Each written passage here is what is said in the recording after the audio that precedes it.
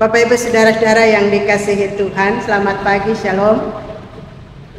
Kita semua akan melangkah di perjalanan usbu yang baru dalam berbagai usaha dan kerja. Kita semua butuh sandaran, kita butuh pedoman. Maka di pagi ini pembacaan Alkitab akan mendasari dan mempedomani seluruh kehidupan kita bersama untuk menjalani hidup di usbu yang baru.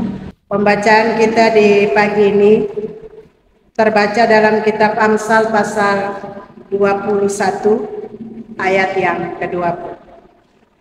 Yang begini bunyinya.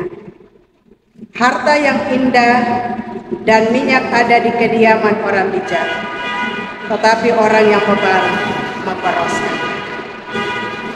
Bapak Ibu Saudara-saudara, kita akan membandingkan dua jenis orang. Orang bijak dan orang bebal. Di dalam ayat 20 dia berbicara tentang cara seseorang dalam mengolah segala sesuatu yang dimiliki.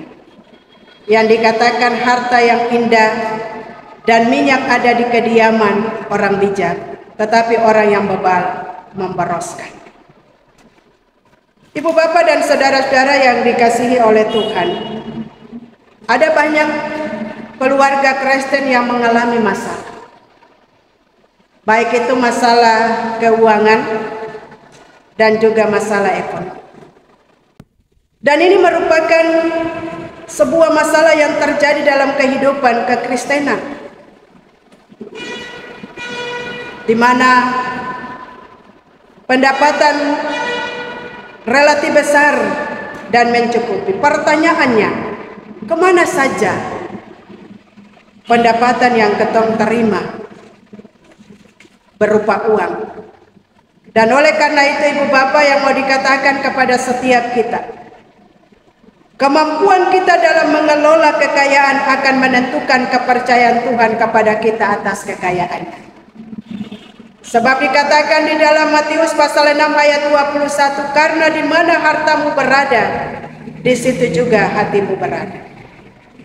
Ibu bapak yang Tuhan Yesus kasihi, firman Tuhan mengatakan kepada setiap kita, orang bijak itu bisa mengelola segala sesuatu yang dimiliki dengan baik dan menyimpan segala sesuatu yang tepat.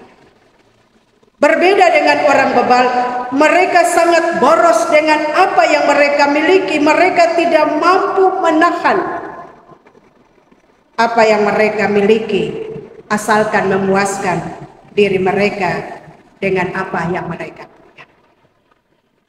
Ibu bapak dan saudara-saudara yang Tuhan Yesus kasih, kita harus menyadari bahwa hasil kerja kita, kelelahan kita harus dihargai dan kita memanfaatkannya dengan baik. Kita harus menjadikan kebutuhan itu yang pertama daripada keinginan,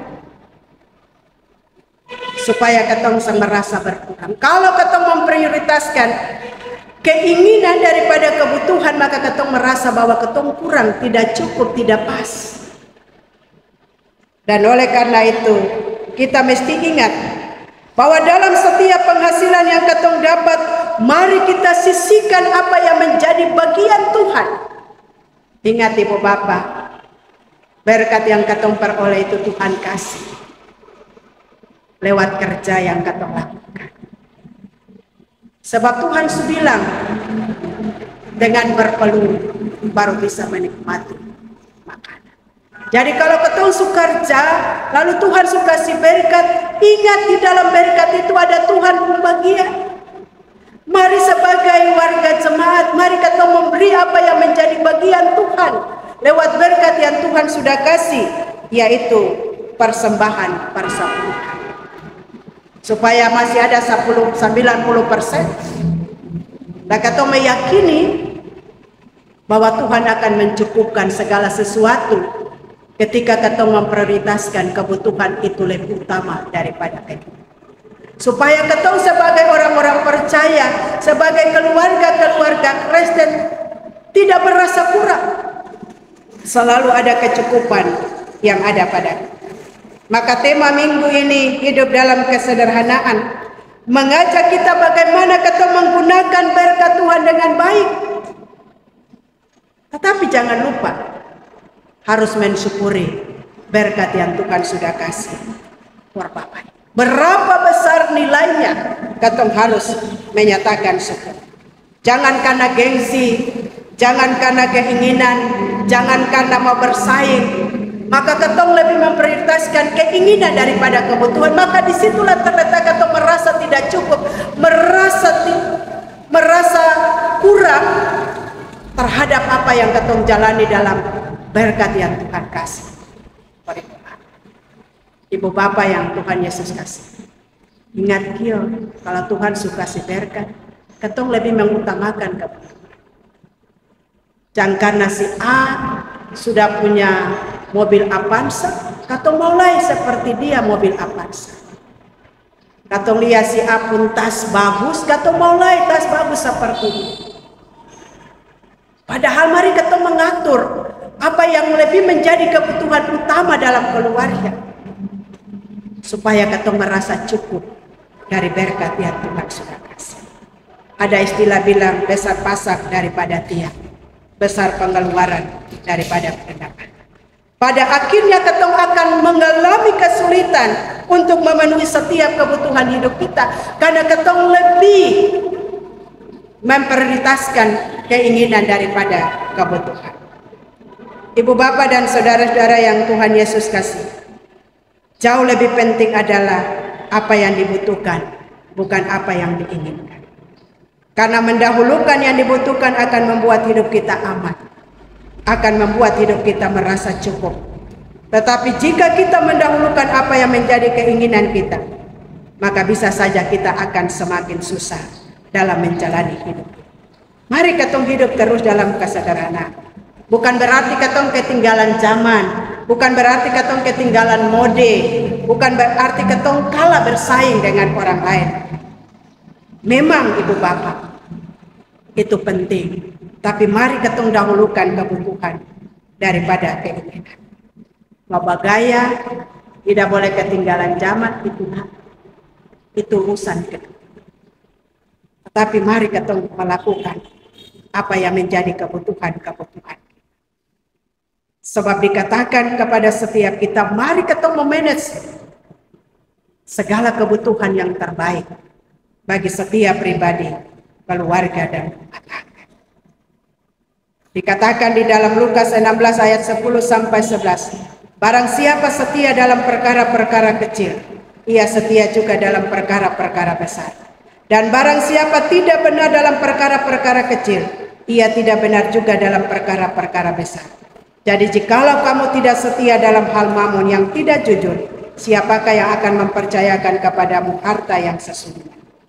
Ibu bapak, seberapa banyak kekayaan dan uang dan penghasilan yang ketong miliki, tetapi seberapa bijaknya kita mengendalikan dan mengatur apa yang kita miliki dalam kehidupan ketika Tuhan memberikan berkat kepada.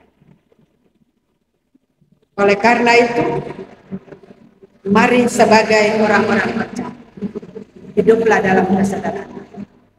Biar orang mau bilang kalah gaya, ketinggalan zaman, hidup masih dolo-dolo. Biarkanlah mereka berbicara. Asalkan segala kebutuhan pribadi keluarga itu yang diharapkan dan diinginkan oleh Tuhan tadi. Biar ketemu kumpul banyak lain, tetapi harta dunia ini akan mengadakan.